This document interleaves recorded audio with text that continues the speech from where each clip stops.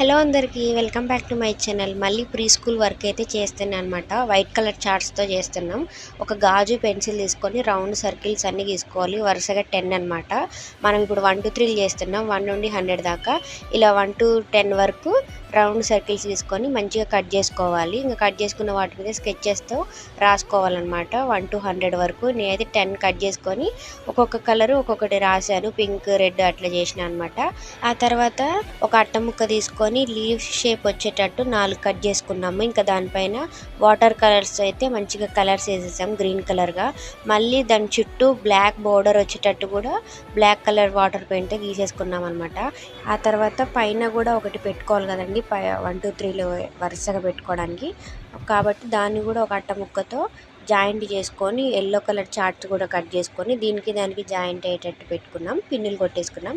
ఇంకా మొత్తం అన్నీ అంటించేసాక ఇది అనమాట అవుట్ఫిట్. మీకు ఎలా అనిపించిందో కామెంట్ చేసేయండి. వీడియో నచ్చితే లైక్ చేసుకొని ఛానల్ సబ్స్క్రైబ్ చేసుకోవచ్చు కదా.